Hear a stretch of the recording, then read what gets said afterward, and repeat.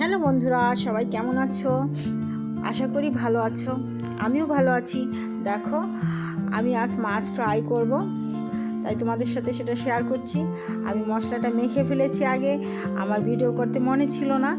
এর মধ্যে দিয়ে দিয়েছি আমি 1 চামচ পরিমাণ করে আদা রসুন, পরিমাণ মতন লবণ, আর দিয়ে দিয়েছি গোলমরিচের গুঁড়ো, লাল মরিচের গুঁড়ো, হলুদ আর সর্ষের তেল, ধনে জিরে বাটা 1/2 চামচ পরিমাণ করে, আর দিয়ে দিয়েছি 1 টেবিল চামচ পরিমাণ সয়া সস আর 1 টেবিল চামচ পরিমাণ লেবুর রস। বাস এতটুকুই।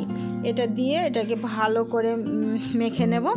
মেখে নেওয়া হয়ে গেছে। দেখো, এখন এটাকে আমি আধা ঘন্টার জন্য ঢেকে রেখে দিয়েছিলাম। আমার আধা ঘন্টা হয়ে গেছে। এখন এর মধ্যে দিয়ে দেব আমি 2 টেবিল চামচ পরিমাণ কর্নফ্লাওয়ার, 1 টেবিল চামচ পরিমাণ বেসন দিয়ে এটাকে আবার ভালো করে একটু মেখে নেব।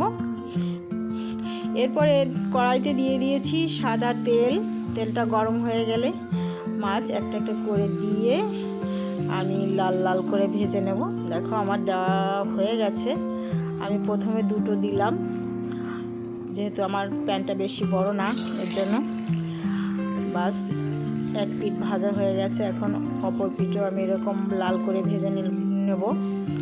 দেখো, আমার ভেজে নেওয়া হয়ে গেছে 2টো। এখন অন্য মাছটাও আমি এভাবেই লাল করে ভেজে নেব।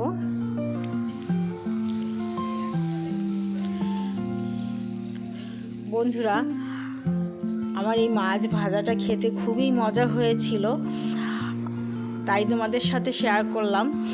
দেখো, দেখতে কত সুন্দর হয়েছে।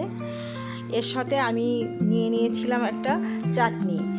চাটনিটা কীভাবে বানালাম, প্রথমেই আমি কাঁচা লঙ্কা, 2 কোয়া রসুন আর সামান্য একটু ধনেপাতা এটাকে থেতো করে নিয়েছি। এর মধ্যে দিয়ে দিলাম লেবুর রস আর বিট লবণ। বাস, রেডি হয়ে গেছে আমার চাটনিটা।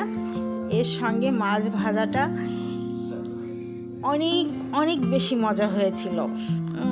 বাসায় একবার হলেও ট্রাই করে দেখো। হ্যাঁ, ধন্যবাদ সবাইকে আমার ভিডিওটি দেখার জন্য।